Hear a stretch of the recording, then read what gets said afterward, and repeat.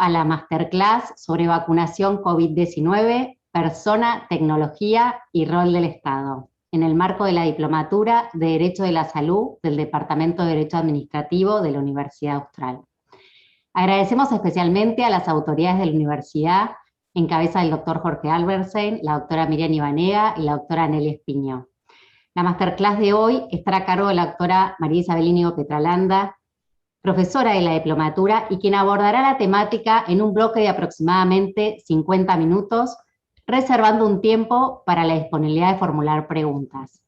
La profesora Íñigo Petralanda es abogada, máster en Business Administration, maestranda en Bioética UCA, Ethics and Compliance Officers, diplomada en Derecho de Salud y Herramientas de Gestión Austral, diplomada en Bioética Austral de Biomédicas, especialista en Derecho de la Salud y Sistemas Sanitarios, diplomada en Health and Economics y Evaluación de Tecnologías Sanitarias, certificada en Gobernanza y Compliance de Datos, diplomada en Seguridad del Paciente y Atención Centrada en la Persona, consultora de World Health Organization and Pan American Health Association para Transformación Digital, miembro de la Asociación de Abogados de Buenos Aires, miembro titular del Comité de Bioética de Investigación de la UCA, miembro de la Red Centroamericana de Informática en Salud para Comité de Ética de Gobernanza de Datos, autora de artículos y speaker de congresos nacionales e internacionales de su especialidad. Es consultora para políticas públicas en salud, socia del estudio MG Consultores, División Healthcare. Previo a darle paso a Isabel y a modo de introducción de cómo se abordará la temática de hoy, queremos destacar la importancia de despertar en nuestros alumnos que provienen de distintas disciplinas esa capacidad de interpelarse sobre la realidad sanitaria en sus múltiples dimensiones. No se trata solo de analizar la normativa aplicable, sino también de ese análisis integral, transversal, generando estos espacios de intercambio de ideas y de respeto mutuo. Es así que procuramos y esperamos que al finalizar el encuentro de hoy podamos llegar a una reflexión conjunta sobre las vacunas COVID-19 en medio de la emergencia sanitaria que estamos transitando. Isabel, es un placer realmente, te damos la bienvenida, gracias por estar con nosotros. Fernanda y a todos, muy buenas noches. Muy buenas noches, un cariño muy especial a todas las autoridades de la diplomatura, a Nelly Espiño, a todos los que han hecho posible, María Victoria, Federico, todos los que están atrás activando que suceda esta transmisión, que lo hacen con muchísimo profesionalismo y muchísima amorosidad. A ellos también muchísimas gracias. Y a vos, Fernanda, muchísimas otras tantas gracias porque sos artífice de encuentros profundamente gratos durante el transcurso anual de la diplomatura que permiten poder llegar a estas masterclass todos los años explicando un poco nuestra experiencia de esto que vos bien mencionaste, la cuestión transversal y que lo específicamente propio de hablar de un dominio como es salud pública, para abogados, pero también para médicos y también para enfermeras y para otros profesionales de gestión que nos encontramos en esta zona para alternar construcciones en medio de una circunstancia muy puntual que es una enfermedad global pandémica como la enfermedad del COVID, del virus del SARS-CoV-2, que afecta, excede ya los 400 días que estamos abocados a una tarea, principalmente aquellas personas que lo vamos también a ver testimonios de profesionales dentro de nuestra webinar que están en la primera línea atendiendo problemas específicos, porque también para hablar de vacunas hay que conocer o adentrarse en temas vinculados a seguridad. Porque muchas veces cuando leemos la norma y se nos habla de seguridad y eficacia, pensamos que es un algo más que describe la norma, un intangible, pero en realidad nos está hablando de aquello bueno que le tiene que ocurrir, o al menos lo no malo que debemos asegurar que no le va a ocurrir a la persona. Elegimos en el equipo de trabajo estos tres dominios, persona, tecnología y rol del Estado, porque el comité consideró que era importante articular algo que tiene que ver con la cuestión de la gobernanza, pero también con lo que tiene que ver con un sustrato moral que hay por atrás. La tecnología es buena, la tecnología no tiene que definirse como mala, y nosotros vamos a encontrarle un lugar prudente en su valoración, siempre adecuada a, digamos, el servicio de la persona humana. Es decir, la tecnología supeditada, la tecnología al servicio o la tecnología optimizando la vida en general, la salud de las personas en particular. Para esto, claro, no tengo conflicto de intereses que me limiten a la expresión. Las opiniones que voy a dar acá son de carácter formadas, básicamente en mi ordenar racional, académico. Se han enriquecido muchísimo por profesionales de la salud, por enfermeras, por médicos, por gente que está en la gestión, por gente que trabaja haciendo aseo en hospitales y ordenando y atendiendo en pandemia.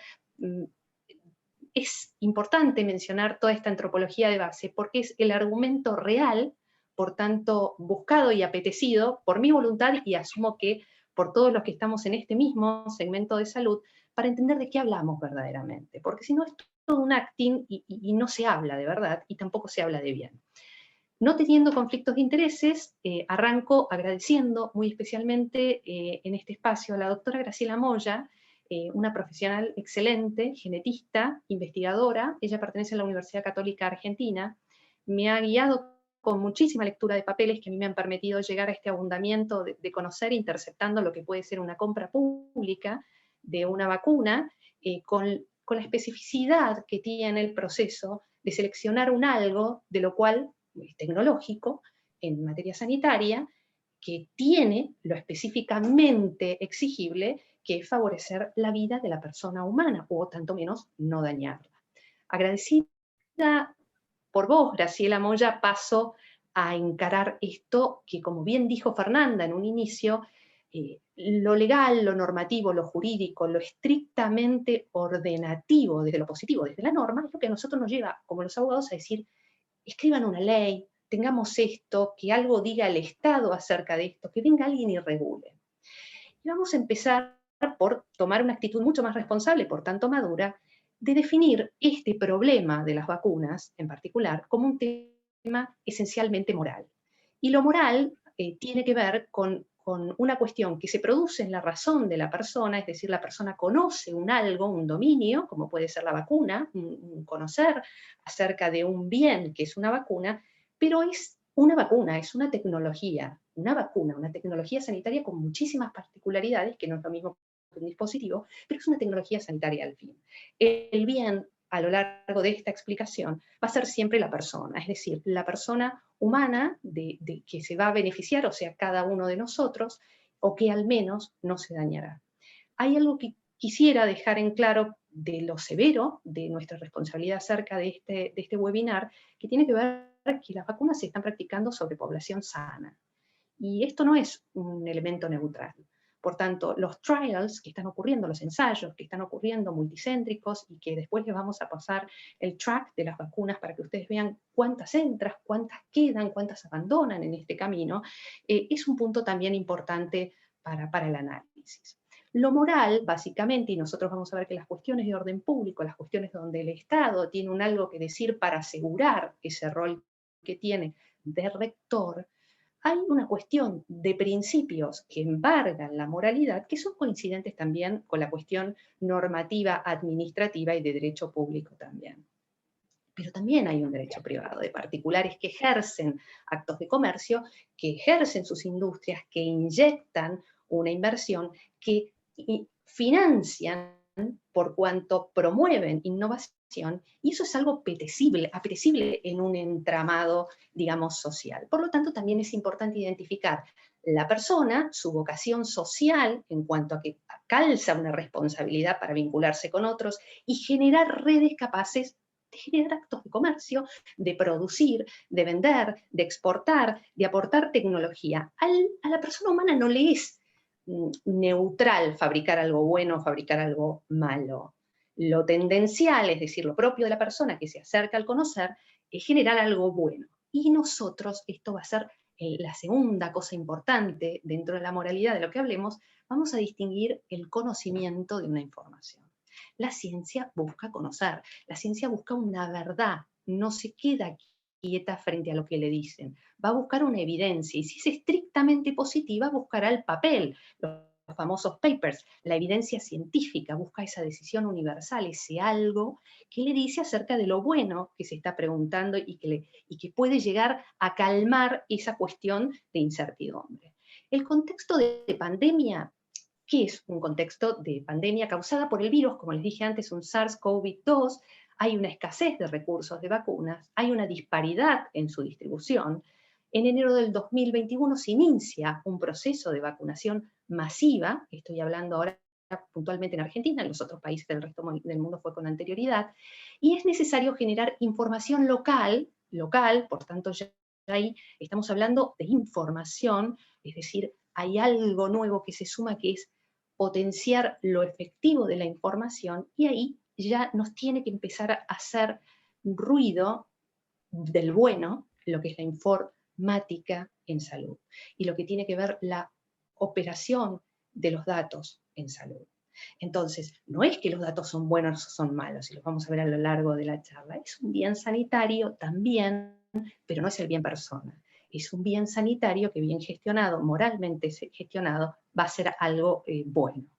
Entonces, generar información es uno de los assets que nosotros hacemos, con lo cual, dentro de lo que es el sanitarismo, entendido como la innovación y la aceptación de las realidades, en primer lugar, las realidades formales, que son la existencia de una persona en un contexto de enfermedad, en un contexto de gerenciar un recurso escaso.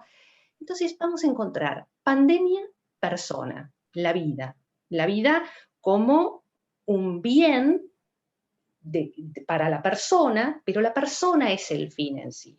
Es decir, nosotros en cuanto a pandemia, lo tendencial será para un Estado, lo tendencial será para el agente sanitario, el agente de gobierno que evalúe, que no sea contra la vida. Entonces, en ese contexto se encuentran pandemia y una respuesta en la persona. De ahí que elegimos el primer título, persona. Y la incertidumbre pide el conocimiento, esto mismo que mencionábamos recién y que es lo que justifica toda la transversalidad, buscar la verdad, y la autonomía, porque esta pandemia se dio en un contexto donde, ¿por qué me tengo que vacunar? ¿Por qué tengo que dar mi dato? ¿Por qué un contact tracing puede saber cuándo yo me muevo? Si yo no quiero que se utilice tecnología GPS, yo quiero que se utilice Bluetooth, porque yo considero que no quiero que un otro sepa. También aparecen conceptos como es el social good, que apareció en muchísimos papers, por ejemplo, Luciano Floridi del Alan Turing Center de Informática en Salud, inclusive en ocasión de vacunas. Las plataformas de vacunas son plataformas básicamente digitales.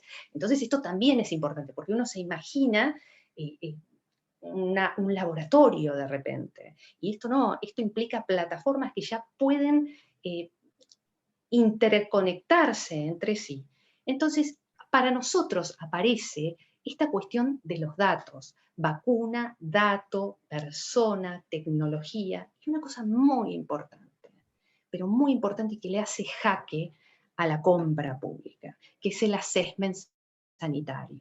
El assessment es la evaluación de tecnologías sanitarias. Un assessment es una evaluación, es un proceso que opera como un incidente dentro de una autoridad estatal, que es una agencia normalmente. En el caso de Argentina no es el ANMAT simplemente va a regular las cuestiones que arbitren la seguridad y la habilitación en cuanto seguro de un producto, de una tecnología sanitaria. Llamamos tecnología sanitaria a todos los dispositivos, guías clínicas, un resonador, hasta inclusive aquellas cuestiones que arbitren cómo conducirse en una conducta médica específica. La tecnología sanitaria tiene que evaluarse prácticamente en forma mandatoria. Vemos que para llegar a la vacuna hay un agente ordenador que es el Estado. El Estado, en primer lugar, y esta es la tercera afirmación que creo que corresponde poner sobre la mesa, el Estado opera en forma subsidiaria. Es decir, el Estado tiene que pensar, por cuanto que sus gobernados, la sociedad, en todas sus manifestaciones, ya sean desde sus universidades, desde sus grupos, sus asociaciones civiles, sus mismas cámaras industriales, han decidido una conducta, por tanto, responsable. Por eso se justifica hablar que esto es un tema esencialmente moral. Que muchas veces, cuando cometemos el error de decir vamos a escribir norma, no estamos escribiendo normas, estamos tapando o queriendo describir en forma postdatada, por eso también decimos la norma no llega nunca. Claro, si la comprensión de la verdad acerca de lo que se está analizando no parte desde lo estrictamente, desde el estricto conocer el dominio de lo que estamos hablando, lo más factible es que no encontremos nunca una norma que se adecue, ni siquiera las mismas normas que van a haber cuando lleguemos un poco más avanzado a lo que tiene que ver con compra pública del Estado de un recurso sanitario como vacuna. Entonces el Estado entra acá también las universidades, y lo remarcamos porque también dentro de las universidades ocurren actos como este, actos de investigación. Encontramos también la investigación propiamente dicha, la que se hace en centros de colaboradores, en los centros, en los estudios multicéntricos, en los mismos hospitales que tienen unidades de investigación, donde ocurre esta cuestión del método científico. En la investigación estrictamente biomédica y que ocurre con personas, la persona ya es una alerta. La persona es un alguien que debe consentir formar parte de una investigación y debe recibir todos los datos acerca, debe estar informado, o sea que es mucho. Y ahí voy a citar a Nelly Espiño, que en una primera clase, en ocasión de la diplomatura de Derecho de Salud que yo cursaba, dijo, no, Isabel, no lo vamos a llamar autonomía, lo vamos a llamar esta cuestión de la información. Y es cierto, porque un consentimiento en la etapa, digamos, de investigación, también en la asistencial claramente, un consentimiento tiene el adjetivante de informado porque la persona desea conocer. Entonces, no es conocer solo información, es más completo en realidad el conocimiento, que se adquiere a través de la información que uno entrega y que la persona se hace depositaria y que es un consentimiento esclarecido mayormente. Yo agradezco mucho esa aclaración porque me sirvió para dilucidar muchísimos casos donde cuando no queda claro cómo explicarlo, en vez de hablar de autonomía, hablemos de información, donde pone la cuestión activa y responsable de la persona al servicio y cuidando la no maleficencia.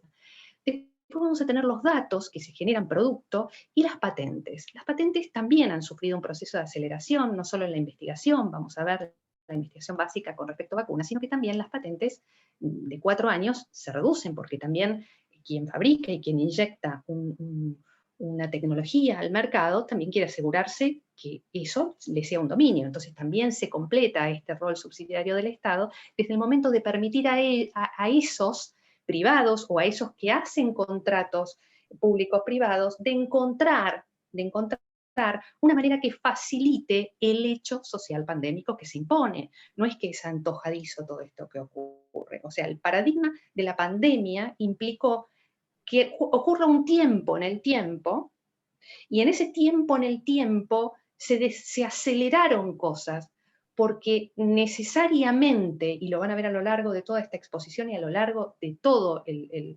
proceso de la pandemia misma, se está buscando algo ya, algo que evidencie que frena esto. Y no se está consiguiendo saciar esa incertidumbre en plenitud.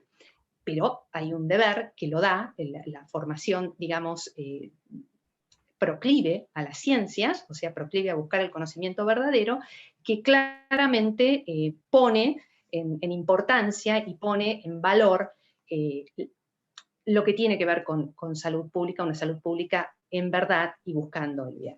Ustedes fíjense, y acá agrego que el entramado social, y pongo estas personitas que se ven acá arriba, porque en Europa fue un tema muy crítico hace 6 meses el uso del trazado, el contact tracing para trazado de personas y localización de contactos estrechos.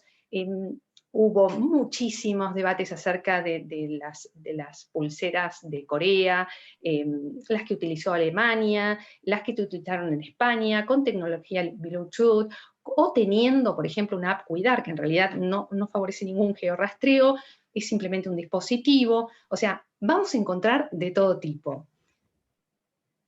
Acá la patente, los datos, forman parte de esto de entender la vacuna, porque la vacuna ocurre en plataformas hoy mismo. Cuando se liberaron, salió la noticia que salieron las vacunas de AstraZeneca liberadas desde México para poder venir esta cantidad, 900.000 dosis, o sea, es algo profundamente importante, habían estado trabados a través de un Estado, ¿no? Y uno piensa, ¿quién será? Uno siempre queda con la idea de que hay alguien que lo define, es el mismo entramado social el que lo define. Podemos ser cualquiera de nosotros en ocasión de un asesoramiento, cualquiera de nuestros alumnos, también de la diplomatura, que de hecho hay mucha gente que trabajó y que tuvimos cohortes que han trabajado con tecnologías sanitarias y que han participado de negociaciones en gobierno. O sea que es muy interesante porque la realidad que parece, por tanto, intangible por momentos es la que después se nos presenta como más práctica. El conocimiento científico es objetivo, progresivo, racional, verificable, explicativo, es fundamentalmente ético. Vamos a la vacuna, y las vacunas se aplican a la población sana o en riesgo, y esto es lo que yo les decía acerca de la moralidad. Tiene una finalidad preventiva para evitar la ocurrencia de una enfermedad potencial en una población. Entonces, al ser sanos, es un acto preventivo, es un acto, perdón, colectivo, y que tiene un riguroso control. Acá aparece este vacunómetro, y en esta infografía acerca de lo bueno y lo malo, claramente la mejor vacuna, si observamos este cuadro, es aquella que te toque. Hoy por hoy, en este contexto, no sé cuál es esta vacuna. No, la vacuna que te toque va a ser la mejor. ¿Por qué es lo que hay? Porque no está llegando en el allocation de vacunas un otro o una otra tecnología que la pueda suplir. Inclusive para poder lograr la inmunidad famosa de rebaño y después obtener un plasma que permita generar otra subsecuencia tecnológica, bueno, hay que aceptar la realidad. Yo apelo cuando dialogamos de este tema a la honestidad intelectual de entender que salud pública no es otro dominio. Cuando nosotros trabajamos con la vida, el concepto acerca de lo que hay, se impone una verdad que pide ser demostrada con muchísima rigurosidad. Y si no hay algo bueno, se dice que no hay algo bueno, pero ¿qué es lo que hay? Y ahí radica también un acto, digamos, moral. Como esta formación, y esto yo lo sostengo en el módulo que yo doy en la diplomatura, que es Health Technology Assessment también, que es la evaluación de tecnologías sanitarias, inclusive en compra pública, un assessment tecnológico, el de la vacuna, es ya diferente a cualquier otro dispositivo. ¿Por qué? Por la población sana. ¿Y por qué más? Porque tiene un periodo tan largo que los trials también van a utilizar población para practicar ese algo que busca un bien social, como puede ser la vacuna, pero que, a ver, después de Nuremberg, y claramente todas las normaciones, Helsinki, la investigación con seres humanos, piden que eso que se practica, esa praxis de investigación sobre sujetos en ocasión de experimento, tengan, además de su consentimiento, un beneficio que les llegue después. Entonces, estamos en un escenario crítico no solo porque estamos investigando con sujetos sanos, sino que también porque la allocation o la distribución de vacunas no les llegue. Entonces, eso ya pone la cuestión una cuestión moral, no la va a venir a resolver el Estado, ni particulares ejecutando qué, si no hay nada que ejecutar, si el hecho pandémico se impone. Entonces, la primera honestidad intelectual es esa. Requiere una valoración exhaustiva de los beneficios esperados y los riesgos a los que quedan expuestas las personas o poblaciones que las reciben. Y esto tiene que ver con una cuestión, digamos, moral. El desafío de la vacuna es calidad, seguridad, eficacia, la producción, el almacenamiento, la distribución en forma masiva y la aceptación de la población. Demoran la aceptación o el rechazo de las vacunas a pesar de la disponibilidad de los servicios de vacunación, con el aumento de la vacilación, las vacunas en los países de ingresos altos. La distribución en forma masiva, este es un tema que merecería un chapter aparte, ¿no? Que son las plataformas. Desde luego, los países en mejor situación de desarrollo, de portar plataformas capaces de hacer supply chain de vacunas, con todo lo estricto y lo específico que tiene un supply chain de vacunas, van a estar en mejor condición inclusive de participar. La Unión Europea, por ejemplo, en compra pública, puede introducir chapters vinculados al assessment tecnológico, es decir, a la evaluación tecnológica, incluyendo plataformas de distribución e incluyendo plataformas que permitan dar una seguridad en la llegada. Por lo tanto, para llegar a un lugar, alguien me tuvo que decir dónde está ubicado, ya tomé su dato. En ese uso de ese dato, que va a tener adecuaciones propias de la persona particular que se dio ese dato, todas estas cosas están ocurriendo como entrar en un WhatsApp. Y esto, uno diría, bueno, Isabel, ¿y por qué nos contás esto? Porque en todos los diálogos que me ocurren con otros profesionales, dicen, bueno, pero el dato es de la persona. Sí, el dato es de la persona. Y no dañar es la cuestión moral que nosotros tenemos que asegurar. Procurar el bien merece en ese acto informativo también educar desde las universidades y también educar brindando evidencia y también promover aún no se llegue a una verdad acerca de la tecnología que se está investigando. Ahora bien, dicho todo esto, que viene a ser los desafíos, existe un desarrollo complejo. Y fijémonos que las normas de contratación públicas básicamente dicen, de alguna manera, además de darle al jefe de ministros esta posibilidad de negociar cómo se compra, qué se compra, cómo, también arbitra en uno de los puntos que lo que nos den, nos dan, y ese desarrollo, como es complejo y es asimétrico, después van a ver el track de vacunas a medida que se van liberando, cuáles están aprobadas, cuáles entran en el régimen de comercialización y que pueden distribuirse más abiertamente en otros países, hay otras que están todavía en los trials, que son etapas de investigación. Y aquí entramos al ciclo del desarrollo de la vacuna, que es complejo. Una vacuna, en general, está llevando 10 a 15 años. O sea, tuvimos vacunas que llevaron 20. Pero 10 a 15 años era el average, del promedio, para generar una vacuna. Y además, en la vacuna existe después una cuestión de control. O sea, no solo el control epidemiológico que a mí me mide cuánto de bueno hace y cuánto produjo esa vacuna en esa tecnología en un grupo humano, en una geografía, en hemisferio sur, en donde fuere. Pero son 10 años. 10 años también con patentes de mayor rigurosidad a la hora de inscribirse. Pero las vacunas y el agua, fundamentalmente los determinantes ambientales, fueron claves en el sanitarismo. Entonces, hay frente al pararse a la vacuna o al agua, algo en el sanitarismo que uno lo piensa dos veces. A veces dice, bueno, un marcapasos. No. La vacuna es tan masiva, tan amplia, tanto se derrama como el agua.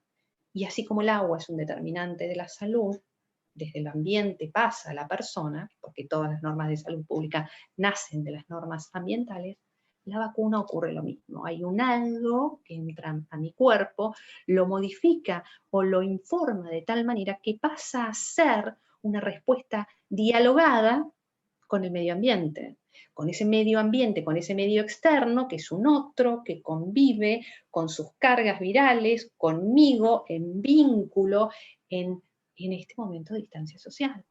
Por eso, cuando nosotros hablamos de la vacuna, también estamos hablando la vacuna en relación a un movimiento de una persona que se desplaza, en relación a unos otros que viven en comunidad, y planteado así, el confinamiento adquiere cierta racionalidad. ¿Por qué? Porque si no tengo la vacuna y tengo altas posibilidades de un contagio, porque la evidencia me muestra que la gente se enferma gravemente del virus del SARS-CoV-2, o sea, que entran a terapia, inclusive hubo allocations de respiradores que no fueron, digamos, gratuitos, que llevaron a mucho personal sanitario y a los mismos pacientes a situaciones profundamente críticas, como lo hemos vivido los primeros meses, el primer cuarter de la pandemia, que se ha visto en Europa, que se ha replicado en la segunda ola y en la tercera ola. Entonces, esta inteligencia nuestra y este compromiso honesto acerca de lo que estamos evaluando resulta muy importante. Ahora, esto viene rapidito. ¿Por qué? Porque la plataforma del ciclo de desarrollo del COVID se acortó de 12 a 24 meses. O sea, nosotros de 12 a 24 meses, cuando nos decían al inicio de la pandemia en marzo, que fue la declaración acá en Argentina, y nos decían, ¿quién va a aguantar 2 años? Es lo primero que uno se... Entonces aparecía ivermectina, plasma rico en plaquetas, plasma rico de pacientes convalecientes, ¿qué era el otro? Ibuprofeno inhalado, bueno, una multiplicidad de tecnologías que iban a ser presentadas como un remedio para ponderar cómo atacar esta enfermedad. Entonces, vemos, esto es interesante, esta foto la pongo siempre porque el spike del virus, del COVID, ese spike, el ARN viral, el material genético liberado, una vez que el virus entra en la célula. Fíjense esta proteína en espiga colorada que aparece, la parte del virus que sirve para infectar la célula. Dominio de adhesión al receptor, RBD, parte de la proteína espiga, que esto lo hemos escuchado en todos los trabajos en Oxford, cuando estuvieron haciendo todas las investigaciones y de este tipo, de esta plataforma de vacuna. Lo puse porque el virus entra en la célula y eso, el ver el gráfico fue un artículo de Nature que salió, que fue una de las cosas que más impactaron a la población que no estaba involucrada en temas, digamos, científicos. Bueno, el material genético, esto voy a volver acá, perdón, el material genético liberado una vez el virus entra en la célula y el dominio de adhesión que pusimos en la parte de la proteína espiga que actúa como una llave que le da acceso a las células del cuerpo. Así funciona una vacuna, una de las vacunas. Bueno, el desarrollo de la vacuna implica, esto fueron las, ¿cómo ocurrió este milagro de cierta potencialidad de mejora con respecto a la enfermedad de la vacuna? Porque hubo un conocimiento previo del papel de la proteína de la espiga, spike, en la patogénesis del coronavirus, SARS y MERS, y evidencia que el anticuerpo neutralizante contra esta proteína es importante para la inmunidad. Y esto es clave. Entonces, la evolución de las plataformas de las vacunas, la posibilidad de realizar un paralelo de las distintas fases de investigación, esto todo permitió que ocurra. Y esto todo permitió que ocurra porque no es que como si fuese un proceso productivo de un algo, de una fábrica que ocurrió, se fabricaron vacunas en ocasión de una pandemia que sobrevino. No, permanentemente los ensayos multicéntricos acerca de enfermedades infecciosas, de hecho el control de infecciones y las enfermedades pandémicas es uno de los objetivos que tienen las agencias mundiales a la hora de programar y preparar el ébola, el SARS, el H1N1. Hay un constante desarrollo y muchas vacunas en fases de investigación que haber tenido este potencial, potencial casi acto, diría, pero esta potencia de investigación, por eso es importantísimo la docencia, la investigación y la integración tecnológica en el conocimiento, no solo en la praxis, en el conocimiento. Esto es profundamente importante porque permitió dar respuesta a algo que le ocurre a la naturaleza humana. Proviene de la la solución de la tecnología, pero ocurre en una naturaleza humana. Ahora bien, el coronavirus, esto lo voy a poner como algo muy, muy curioso. Este paper, ¿no? Esto se publicó en New York Times, Carl Zeimer, escribe un tracking todas las semanas, ¿no? de las vacunas, ¿no? Cuántas están en fase 1, fase 2, fase 3. Fíjense que acá hay 7 aprobadas, 4 que abandonaron esta autopista. Esto ocurrió el 31 de marzo. Vamos a ver si lo traje, la de ayer. Y ayer vimos que ya tenemos 4 vacunas abandonaron. 8 fueron aprobados para uso completo, para full use. Authorized fueron 5 autorizadas y las otras se mantienen, pero se mantienen porque se agregó otra. O sea, los 145 y pico de la autopista que van entrando con un trencito todas las vacunas, imagínense, o sea, no es que la patente se libera. Una cuestión es muy importante. Nunca en el mundo en forma tan sincrónica apareció tanta información.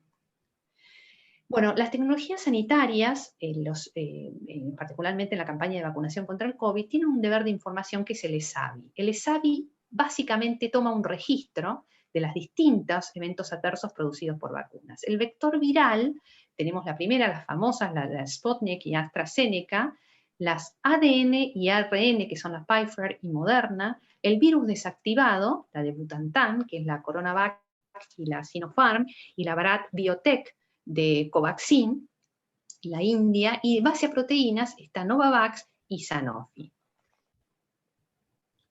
Después, las etapas de vacunación, esto fue tomado de gobierno de la provincia, del sistema SISA, Sistema Integral de Información Sanitaria. Fíjense que el personal de la salud, otro tema que presentó muchísimo conflicto acerca de lo que era personal esencial o no esencial en salud, quién podía saltar la condición de elegibilidad.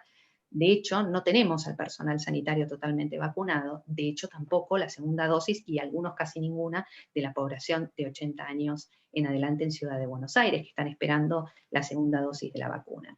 Personal estratégico es también considerado aquella persona que está educando, ¿no? o personas administrativos que están también en unidades hospitalarias o también educativas, personas adultas mayores de 60 años y todas las personas entre 18 y 59 años con factores de riesgo. Nosotros sabemos cuando estudiamos políticas públicas, en especial en Health Economics, el tema de las enfermedades crónicas. Entonces, siempre es un disparador el crónico, diabetes, obesidad o cualquier enfermedad de deterioros cognitivos o de deterioros medulares o de deterioros celulares, del orden que fuera, el cáncer mismo, son enfermedades que implican también para los institutos, al Cochrane, de oncología, un saber que ya viene avanzado, porque la cronicidad forma parte de este activo que nosotros tenemos de una población cada vez más longeva y con más capacidad por ampliar el tiempo de sobrevida, de que les ocurra por el ambiente mismo, por lo que comemos, por factores genéticos, una serie de enfermedades que se transforman también en enfermedades crónicas y que para la economía de la salud es, no en cuanto al utilitarismo económico, pero sí en cuanto al conocer, es un dato que va a condicionar inclusive el cálculo que yo haga, porque en definitiva la compra de vacunas públicas es el tesoro el que está atrás de un país. O sea, puede haber acuerdos de riesgo compartido, acuerdos de decisiones compartidas, puede haber financiaciones de entes extranjeros, puede haber financiaciones de organismos internacionales, no agencia, pero unidades internacionales, BID, el que fuere, pero claramente la respuesta es el tesoro público de un alguien.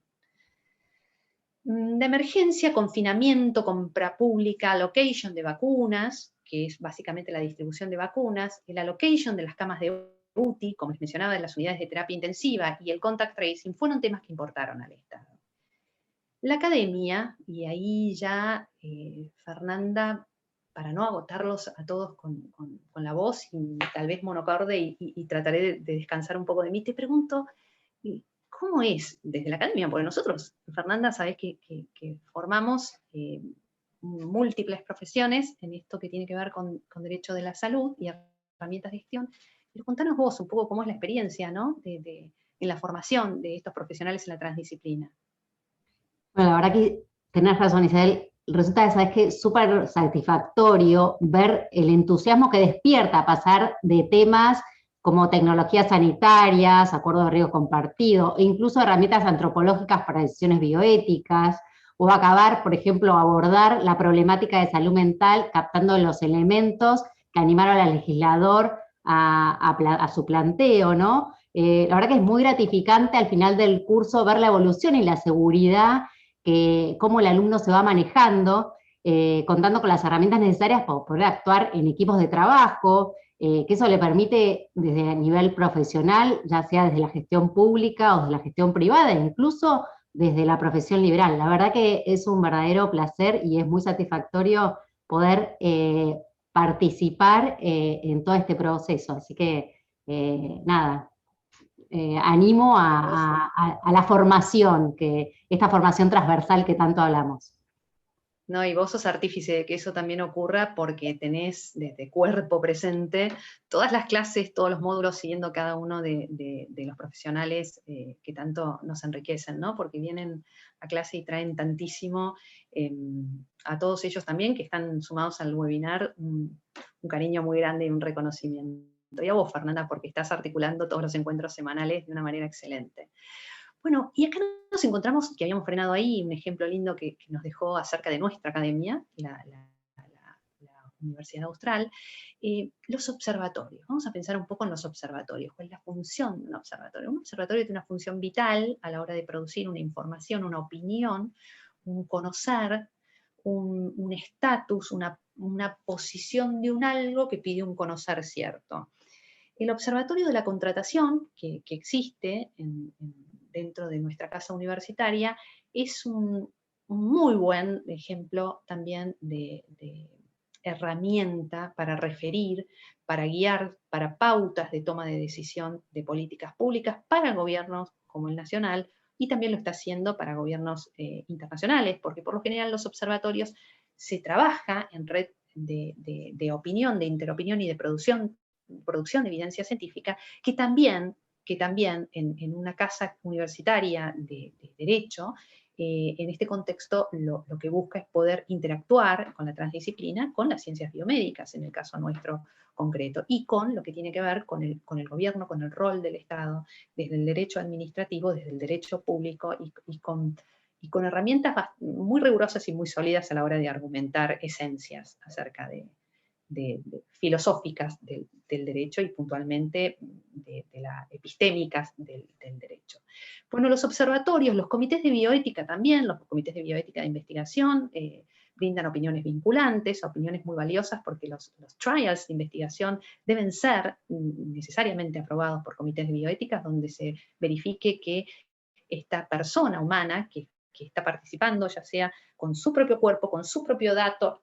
Cuando yo digo una investigación, quiero también decir un algoritmo de machine learning, que yo lo quiera llegar a utilizar como tecnología sanitaria, digamos, o de un conocer, con un dato de una persona abundado con otro adjetivante o con otro dato, siempre que fuese consentido su uso secundario, tiene una rigurosidad también que amerita, digamos, la aprobación de un comité de bioética, porque es un acto también de investigación. Los laboratorios, la docencia, la investigación, es profundamente enriquecedor esto, y para no aburrirlos con esto voy a contarles. Esta página yo asumo que después ustedes la van a poder tomar y se las vamos a favorecer con toda la normativa vinculada a la compra pública, pero para no agotarlos voy a tratar de llevarlos a los puntos claves de la compra pública.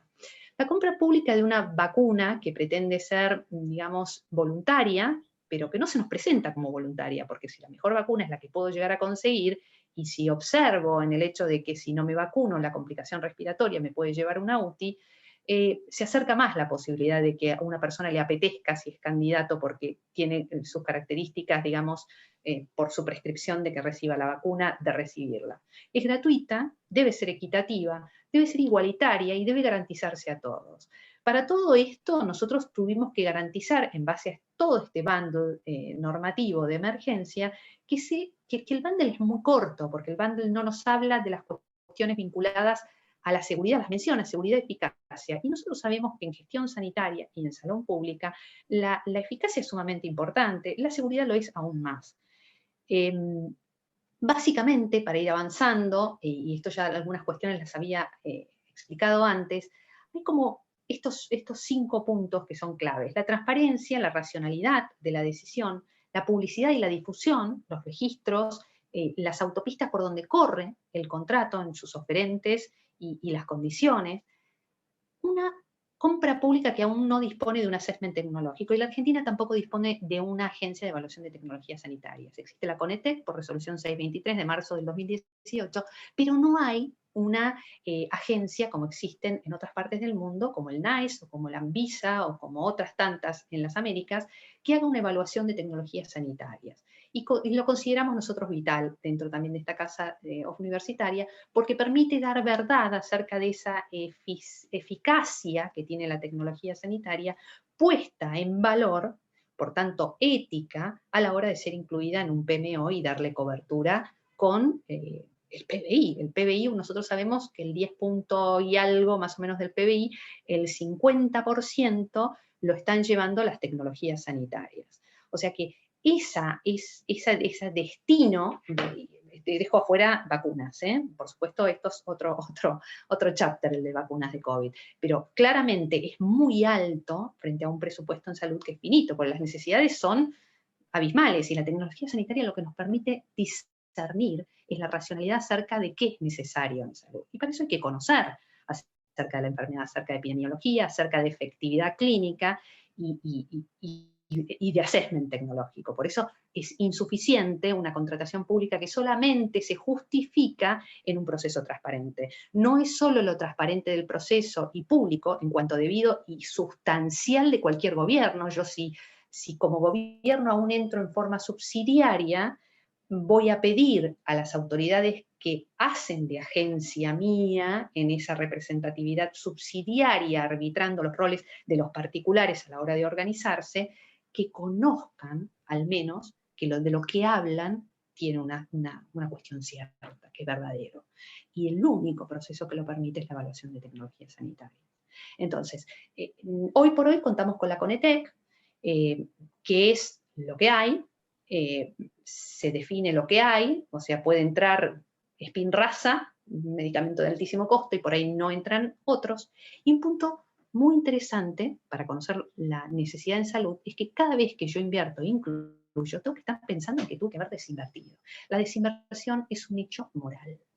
Los gobiernos, en su función subsidiaria, deben arbitrar las cuestiones que tienen que ver con la industria, es vital que lo hagan con la industria, y los sectores que financian la producción de la industria y los distribuidoras de la cadena de tecnologías, y los mismos particulares y los financiadores que arbitran los acuerdos de riesgo compartido, que conozcan esta cuestión, que lo que entra al PMO no siempre es lo bueno y lo que conviene cubrirse. Entonces, la honestidad apela a ese conocer que nosotros llamamos Health Technology Assessment o evaluación de tecnologías sanitarias.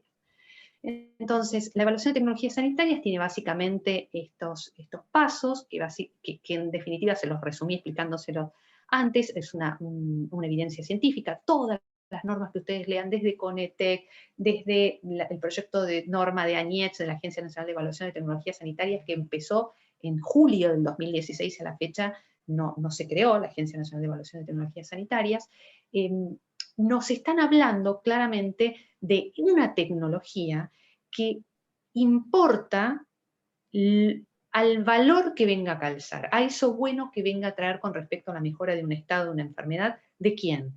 ¿De un intangible? No, de la persona. Por eso la tecnología se confirma que está al servicio de la persona con un recurso finito. No es un insumo, por eso lo tachamos acá, no es una compra de algo a un contratista y yo hago un concurso, una compra donde pongo a competir a una serie de sujetos que tienen condición de elegibilidad bajo condiciones generales de contratación y obras y servicios, como lo haría un particular, y elijo lo que el aspecto económico mejor me calza en cuanto a la eficacia.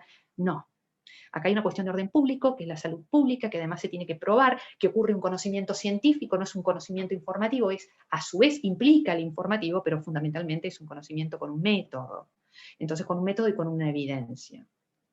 Persona, tecnología y Estado, vacunas, tecnología sanitaria, es hacia la seguridad, a la eficacia, a la vigilancia permanente hasta el final del ciclo de la tecnología, y básicamente vamos a ver qué es la detección de la necesidad, la elección del recurso sanitario, la prudencia en los medios, la persona no es el fin en sí misma, y la adquisición por compra pública para ser moral, es decir, debe tener un proceso de evaluación inclusive en emergencia. Bueno, la cuestión moral que analizamos al principio ya se nos está confirmando acá. Vacunas, tecnología sanitaria, ciencia, conocimiento, investigación en desarrollo, todo esto es profundamente necesario. Los datos, y vamos rápido con esto porque si me dejan cotejar estamos con unos minutos finales y vamos a ponerle velocidad. Los datos, si ustedes tuvieran que salir corriendo y decir, ¿qué es lo más importante de los datos? El techo, digamos, el piso de mínima es el reglamento europeo. La Comunidad Europea tiene muy bien arbitrado el tema de, tomás mi dato, pedís mi consentimiento. Te doy mi consentimiento, no me gusta, me voy. Me voy en el momento que yo quiero, es decir, desisto de mi consentimiento. Básicamente los van a ver acá, derecho de acceso, rectificación, supresión, pero básicamente es esto, indubio pro usuario. Ahora, el indubio pro usuario del dato en vacuna ya es distinto y aparece este concepto del social good, porque yo me estoy sometiendo a una serie de estudios con derechos, con datos que son absolutamente sensibles, entonces hay un deber de custodia de ese dato y ahí aparece la posibilidad de que el usuario del dato, siendo en ocasión de una investigación, haga la anonimización. Eso es lo que ocurre en los ensayos, en los trials, donde se utilizan plataformas, por ejemplo, REDCap, que se utiliza en estudios multicéntricos. Claramente lo que tiene que proveer es la seguridad, pero la seguridad del sistema, porque yo puedo prometer declamativamente y firmar 1000 indemnidades, pero si yo no tengo un sistema seguro, no voy a tener un sistema seguro para asegurar inclusive el desvío o el error que se produzca de ese dato. Y ni mencionar si esa cuestión acerca del estado de la persona, de su salud, de su condición de enfermedad, condicionara o le produjera en su liberación, de ser conocida por el resto, algún daño a esa persona, porque le puede hacer caer un seguro, porque simplemente porque la persona no le resulta conveniente que se sepa acerca de ese estado de salud o acerca de su cuerpo, o ese algo que se dice de esa persona. Entonces, el dato en salud siempre va a ser un dato sensible, el dato en investigación es un dato sensible que pide el consentimiento informado, que presume como contrapartida que va a haber una cuestión de investigación y asistencial, pero claramente es un dato que tiene que ser muy, muy, muy cuidado, porque los sistemas, como el que les digo, REDCap y hay otros similares, tienen que tener mecanismos propios del mismo sistema, tecnológicos, para asegurar esos datos.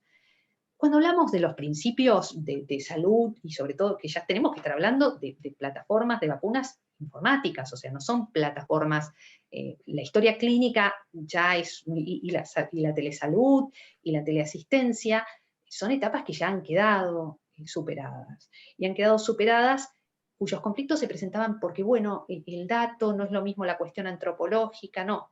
Dividamos las esencias. Entre el no ser atendida en pandemia y recibir una atención de telesalud, claramente va a ser bueno la atención que a mí me acerque más a la vida que a la muerte. Ahora bien, en la vacuna, entre no tener vacuna y ofrecer una vacuna, ahí vamos a ver, por ejemplo, el caso Sputnik, que tiene 2 dosis, y podríamos llegar a decir, bueno, ese algo que a mí me ofrecen es parcialmente bueno, porque si a mí me dijeron como verdad que eran las 2 dosis, ¿por qué yo tengo que creer que al recibir una yo voy a llegar a esa inmunidad que me va a permitir que no me dañe el virus? Va de nuevo, y va de nuevo todas las veces que sea. Lo que hay es lo conveniente, porque las vacunas tienen, y esto sí es importante decirlo, todas ellas que les presenté en el tracking, el 100% de seguridad, comprobada en evidencia de lo que se puede ver en el histórico de la investigación y en los 24 meses que llevó el trial de investigación de las vacunas estas particularmente. Básicamente, en los datos, y esto como les va a quedar el material a ustedes, paso lo que tiene que ver con la ley, este juego que existe entre la Ley de Protección de Datos Personales y el derecho al acceso a la información pública, nosotros posteamos acá el tema vinculado al derecho del ciudadano. Ocurre en la compra pública, ocurre, si algo se está haciendo con el erario público, si algo ocurre con un presupuesto sanitario, si yo quiero saber qué se compra, la misma compra pública dispone que se publique el contrato que existe. No se piden las particularidades, se pide ese algo por lo cual el Estado dispuso de algo mío por cuenta y orden de una actividad subsidiaria que hace el Estado. Tenemos como abogados esa explicación kelseniana del Estado, que también favorece muchísimo a la hora de explicar la gobernanza, pero esto en salud pública es superador, y la pandemia nos lo puso en jaque. Vamos a ir pasando por ahí a la parte, acá está reglamento europeo, voy pasando esto para poder acceder a explicarles a ustedes lo más importante, lo más importante no, lo que tiene que ver con cerrar un poco esta idea. Esto ya los derechos de rectificación, lo explicamos más atrás cuando... Vamos a pasar a un trabajo muy lindo, a una explicación muy linda, que son los quotes. Los quotes ocurren en muchos congresos donde en primera persona nosotros invitamos, llamamos quotes en primera persona, a referentes del sector, para nosotros muy valiosos porque han tenido conversaciones, en este caso conmigo, y han llegado a resumir una idea del lugar, del rol donde se encuentran, y hay gente que nos ha hablado desde los dominios que nosotros entendemos la salud pública. Nosotros tenemos una salud pública, particularmente hablemos fuera de lo que puede ser pandemia, un sistema argentino segmentado y fragmentado, sigue siendo lo malo que nos ocurre en pandemia, se agrava por la pandemia, pero es un sistema segmentado y fragmentado, con una superposición de financiadores que ocurren, con una imposibilidad de llegar en el acceso efectivo a la salud pública como fuese deseable para toda la población, con no cobertura de tecnologías, con una serie de multiplicidad de problemas. En eso, nosotros tenemos que asegurar como 3 cosas básicas, y por eso las damos nosotros en la formación austral. El Health Technology Assessment, la evaluación de tecnologías sanitarias, y nosotros lo llamamos Trilogy, seguridad de paciente, tecnologías sanitarias y transformación digital. Este año empieza la primera cohorte de transformación digital, entendiendo todo este paso que ya es superador de telemedicina y de historia clínica electrónica, o sea, hablar de interoperabilidad es un básico para poder hablar de transformación digital. Entonces, si nos quedamos repensando los derechos, no vamos a la observancia de la realidad que pide, en un acto responsable, una actitud ciudadana, porque el Estado es un subsidiario. Es un subsidiario. Entonces ya mencionamos acá herramientas que existen. El observatorio es una, la producción de evidencia es otra, la gestión de los grupos intermedios es otra. Y las personas que les voy a citar acá, además de ser personas valiosísimas y sumamente agradables y valientes, porque están en la primera línea de combate, nos van a hablar en primera persona pareceres. Evaluación de tecnologías sanitarias, beneficencia, justicia. Entra el presidente del Health Technology Assessment, Iñaki Gutiérrez Ibarrucea, que trabaja en BioF, que es la agencia vasca para transformación y tracking de nuevas tecnologías. Es un experto, entiendo que es el referente mundial de tecnologías sanitarias, y él nos dice algo que yo lo consideré muy valioso después de la charla. Tengo la suerte de hablar con él bastante seguido, entonces siempre, y es vasco, yo también soy vasca, entonces eso nos hace fraternos también en algún lugar, y me decía, Isabel, hay una frase que he escuchado estos días, y muy manida, dice que no hay economía sin salud, ni salud sin economía. Parece una verdad de perogrullo, y sin embargo, incluye el manejo inherente, por un lado, conceptos como salud, como inversión y gasto, por el otro. La necesidad de evaluar en todo momento qué se compra, cuándo se compra, cómo se compra. Esto es compra pública, y assessment tecnológico. Iñaki nos está hablando de esto. Y cómo, a quién, imagínense en plataformas. Uno se pone a negociar plataformas de vacunación, de distribución, de supply chain, de logística, de permisos, de allocation de vacunas. La compra adecuada es trascendental. O sea, la compra en necesidad, lo que hablamos de siempre. Y para ello, evaluación de tecnologías sanitarias es la herramienta. Con lo cual, si ustedes se tuvieran que ir de acá, pueden decir, Isabel sugirió que en compra pública haya Health Technology Assessment. ¿Por qué? Porque nos va a hablar de una verdad que produce algo bueno, porque nos va a hablar de una verdad que evaluó en efectividad clínica, porque nos va a hablar de una verdad acerca de que si entra esto se desinvierte lo otro, porque el recurso en salud es finito, porque no todo la innovación es buena, pero hay mucha innovación que es buena. Entonces, por una innovación nueva que entra, hay que pensar la otra, qué rango ocupa. Si sale del sistema, si se suple o si bajan su rinde de costos, porque nada, no hay innovación que sea gratuita. El tiempo trabaja en la innovación siempre devaluándola y generando nuevas autopistas. Por eso están las gateras, los semilleros, la gente que vamos a encontrar acá, gente maravillosa también, en este quote en primera persona, que nos habla un poco de la experiencia de lo que es reunir grupos humanos que hacen investigación. Investigación con tecnologías sanitarias también, porque es serio, digamos, no es que hago un dispositivo y lo trato de meter. No, las incubadoras, los sujetos que están trabajando específicamente en transformación digital, hacen un conocimiento que tiene basamento científico. Entonces, no hay una tecnología, y esto me encanta, porque no hay una tecnología única para ofrecer al final de la pandemia. No hay nunca una tailor-made o one size fits all, una tecnología que alcance a todos. No la hay. Es lo que te toca y cuando te toca en pandemia. Sino una combinación de ellas en las que las personas seguiremos jugando un rol central. Y yo le dije, ¿y por qué querés poner esto de un rol central?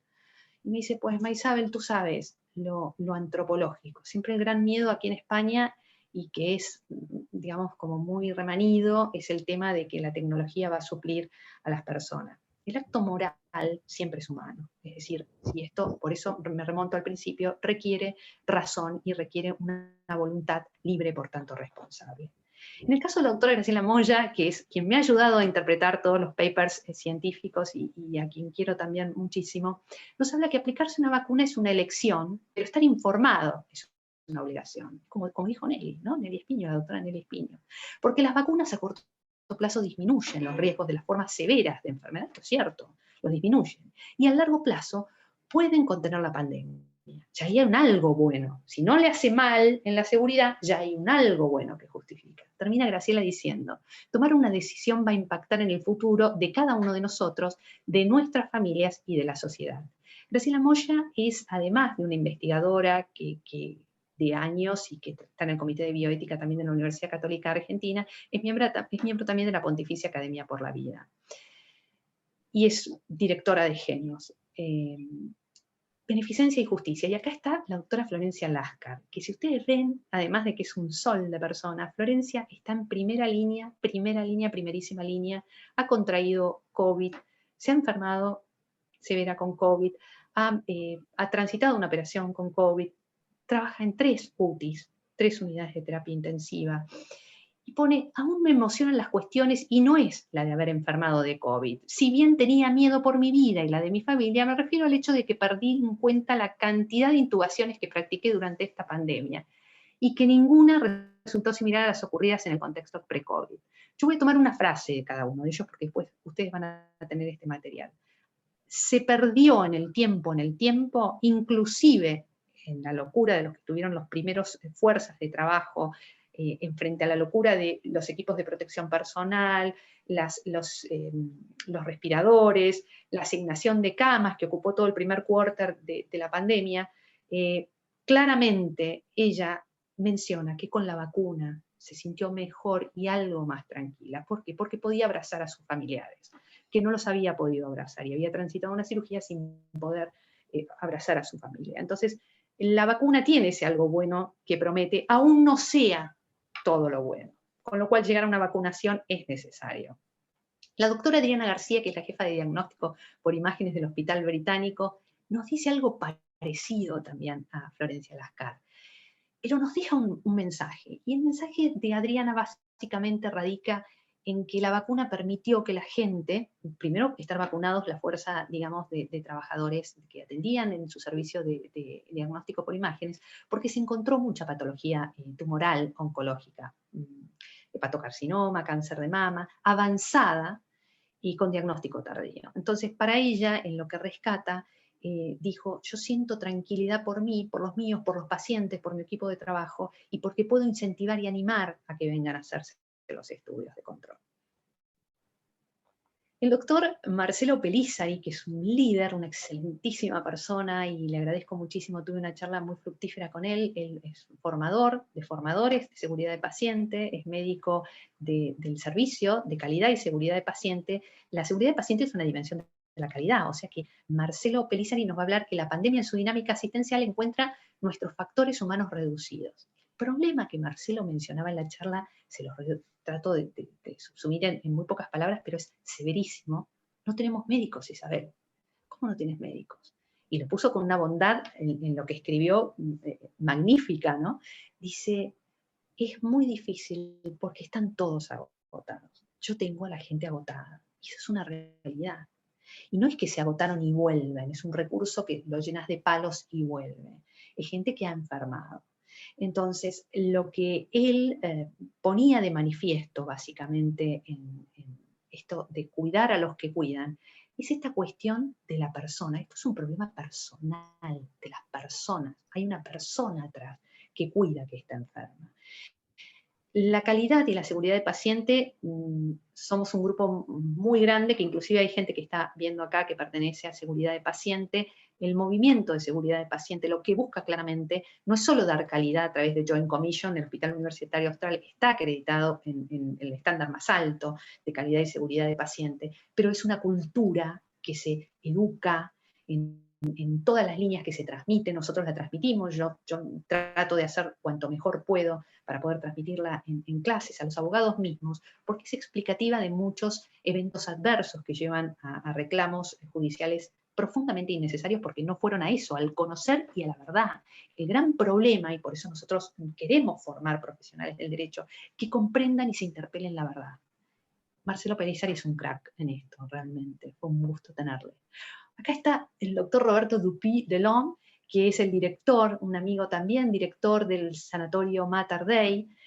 Roberto también es una persona profundamente comprometida y además de encontrar esta cuestión antropológica y puesta en valor de todo el personal que él cuida y que está profundamente atento a ver qué le sucede y cómo se encuentra en este contexto de pandemia, me hablaba del tema de la vacuna. Dice, yo tengo mi fuerza de trabajo, mis factores humanos, que tuvieron que, en un tema logístico, salir a buscar la vacuna COVID para aplicársela, claramente, para poder preservar de ser ellos enfermarse por contagio, pero tampoco transmitirla a los pacientes, y tuvieron que dejar los puestos de trabajo para poder concurrir a que se les aplique la vacuna.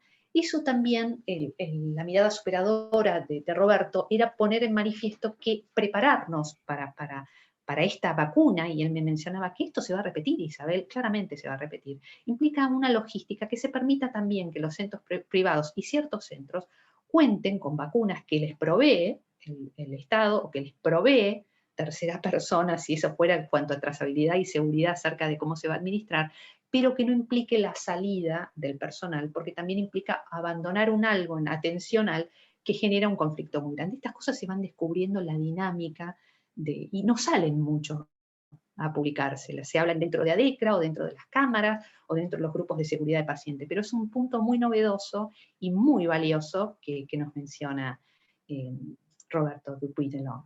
Bueno, acá en la Solidaridad de Justicia tenemos a Pilar de Antueno, que además de ser una especialista y una amiga en magíster en bioética, está miembro, digamos, es la directora del Departamento de Bioética de la Universidad Austral. Ella, al igual que todo un grupo grande que amamos la bioética, yo se lo debo muchísimo a la doctora Nelly Espiño y lo quiero dejar acá, y a Graciela Moya también. Y teniendo una conversación con Pilar, no hace mucho atrás, me decía, Isabel, el rol del Estado es fundamental, dice, pero el rol social, del compromiso social responsable, también lo es y lo es más. Entonces, en un contexto de vacunas, yo tengo que llegar a una distribución apropiada, inclusive respetando el rol en que me toca ser vacunado. Doctor Mauricio Bonilla Sánchez es una persona que es un experto en calidad, es un cirujano, está en Barcelona, trabaja como partner de Vivarium Health en Barcelona, es una persona formadísima en todo lo que tiene que ver patient safety, seguridad del paciente, y ha sabido atar esta necesidad de la calidad en su dimensión, al igual que hizo Marcelo Pellizzari, y unirlo al fenómeno de datos, perdón, que lo he sacado antes a Mauricio, al fenómeno de datos. En este contexto del fenómeno de datos, Mauricio nos habla de la importancia del valor del dato, siempre respetando el consentimiento informado del titular del dato sensible. Lenin de Hanon Quevedo es el director de la carrera de medicina de la Universidad Católica Argentina, es también magíster en bioética y es doctor, está elaborando una tesis muy interesante de cannabis, realmente hace un trabajo magnífico, y él pone un poco de manifiesto una verdad que a nosotros nos ha perturbado mucho, que es este rol del gobierno también que pide una observancia responsable, en tanto moral, con respecto al respeto de la location de las vacunas, es decir, de respetar la universalidad en el acceso equitativo. Marcelo D'Agostino es el líder de transformación digital, líder de transformación digital de la Pan American Health Association, y él ve siempre lo replica esto en todas sus exposiciones, pero me dijo, Isabel, la posibilidad de estar intercomunicados, es informático Marcelo, especialista en salud pública, estar intercomunicados nos permite estar sanos en casa, de alguna manera, estar acompañados, que de otra manera tal vez no lo estaríamos, y pudiendo hacer teletrabajo y pudiendo los chicos asistir a concurrir a clase. Esto resulta muy importante también porque es un valor que la tecnología se sirve. Daniel Otsoy, que es el líder de RECAINSA, de la red latinoamericana y del Caribe de datos, También habla del proceso de transformación digital holístico e integral que han tenido mejores resultados de respuesta en la salud pública a la enfermedad. Daniel es un experto, yo me he nutrido mucho de él en el tema de plataformas, él conoce muy bien los dispositivos, conoce muy bien el entramado de cómo hacer la transformación digital en salud. Es muy interesante, todas estas personas las pueden contactar a través de LinkedIn y los sitios donde ellos refieren también de lecturas académicas. Bueno, Andrea Barbiero es una magnífica persona, ella es CEO de Salud Barcelona, una experta, una mujer que está comprometidísima con la salud digital, y ella me dice, Isabel, en la gestión del dato sanitario, veamos esto bueno que tiene para darnos. Andrea, y esto voy a mencionarlo acá, dice algo muy, muy lúcido. El futuro de nuestra salud depende en gran medida del potencial de compartir, combinar e integrar nuestros datos. En forma responsable, ella me mencionaba, pero esto es lo responsable, yo lo asumo que es así. O sea, que es algo bueno que yo comparto, por tanto me va a aportar una dosis de salud. Sin embargo, las personas, a pesar de ser dueños de ellos, no tenemos gran injerencia sobre su uso. Creo fervientemente que el futuro de la innovación y la investigación en el dato de salud dependerá de la implementación de modelos de gobernanza. Y cerramos con Renato Pino Zamora, que es un ejemplo, un emprendedor maravilloso y un empresario de SNAP Chile, además profesor universitario de la Universidad del Desarrollo, en transformación digital es un verdadero experto, y es abogado también él, a pesar de que tiene esta formación tan proclive a la transformación digital y a entender la tecnología sanitaria. Él encontró en Chile una cuestión deficitaria acerca del booking para obtener las consultas médicas. No llegaban, no había availability, no había disponibilidad para llegar a la consulta médica. El caso Snapchat Chile es un caso ejemplo que él llevó adelante. Y bueno, ya estamos llegando al final, este es el final, pido disculpas por lo extenso, pero quería cumplir con todo este material que había pedido el equipo para que sea compartido. Los 8 principios de salud digital que fueron dichos a lo largo de toda esta charla van a ser motivo de nuestro próximo webinar, que formará parte de la diplomatura de salud, en lo que tiene que ver con transformación digital, y que abundaremos también con la formación bioética en salud pública de los profesores de esta casa universitaria, que tienen también muchísimo para decir. Quiero agradecerte muchísimo la paciencia y a todos y cada uno de ustedes por el tiempo brindado en ocasión de pandemia, que no es nada fácil. Quiero dar muchísimas gracias a todos los que permitieron esta conexión a través de este Zoom, y a las autoridades de la Universidad Austral. Muchas gracias y que tengan una muy buena noche. Fernanda, te dejo todo para vos el cierre. Gracias, Fernanda, muy especialmente a vos por el tiempo brindado. Isabel, la verdad que el tiempo creo que ha pasado rapidísimo, solamente para ambas, sino para todos los que están escuchando. Agradecerte principalmente a vos, que con tanta claridad, con tu presencia como siempre, tu profesionalidad, y cómo compartís los saberes, la verdad que enriquecen. Así que muchas gracias por este encuentro, por tu exposición. Quisiera dar lugar a unas preguntas que han sido surgiendo en la audiencia. Vamos a elegir 2 porque la verdad que ya tenemos muy poco tiempo. Voy por la primera. ¿Por qué te parece, Isabel, que es necesario que el dictamen de las agencias de tecnologías sanitarias tengan carácter vinculante? Uf, qué pregunta. Bueno, el carácter vinculante, que fue una de las cuestiones más debatidas durante la creación del proyecto de ley de la Agencia Nacional ANIETS, de Evaluación de Tecnologías Sanitarias, allá por julio, se perfecciona después el proyecto de ley en el 2017, pero se inicia, después entra el proyecto de ley dentro de la autopista del derecho laboral, de la reforma laboral, para encontrar justamente adhesión de las provincias, porque son las que se reservan la soberanía sobre el presupuesto sanitario. Y acá la pregunta te dice, ¿por qué es necesario? Porque si vos haces un assessment, es decir, una evaluación, y vas a decir un algo de algo, por ejemplo, y para citar un caso, más allá de decir la verdad, vas a poder ayudar a un juez que tenga que tomar una determinación acerca si resuelve un amparo de cobertura, que hay una opinión fundada y con una vinculancia en tanto que puede ser rastreada la verdad de su conocer, de lo producido, de la evidencia, en un proceso transparente como es el assessment. Entonces, cuando hay procesos transparentes, se transforman en evidencia, que no es doctrina simplemente, es una evidencia. Entonces, se transforma per se, aunque no tenga deseo el legislador, no lo haya pensado, se transforma per se en una vinculancia que existe entre esa evidencia que se presenta como verdad y la descripción de los hechos. Un ejemplo claro es Spinraza. Spinraza es alto costo para una efectividad no comprobada. Entonces, si la Agencia de Evaluación de Tecnologías Sanitarias hubiese dicho no al Spinraza, un juez no lo hubiese autorizado. Entonces, ese es un buen ejemplo para tener del carácter vinculante. Muchas gracias. Bueno, y la última pregunta, ¿por qué la ADMAT no puede ser la última en dictar el ingreso de una tecnología y habilitarlo al mercado? Bueno, eso creo haberlo dicho, pero también es una pregunta muy buena, porque el ANMAT únicamente tiene esa cuestión hegemónica acerca de la seguridad y la eficacia. Mira los aspectos de mínima, de que no te mate. Nació con el propóleo, año 92, o sea, mira que a vos no te haga daño esa tecnología y la habilita. Y con, por ejemplo, cannabis, que tiene unos registros muy específicos que no pasan por PMO, pero pasan por resoluciones particulares, estudia la seguridad de esa tecnología, pero no entra como medicamentosa al PMO. Entonces, el ANMAT mira la parte de seguridad.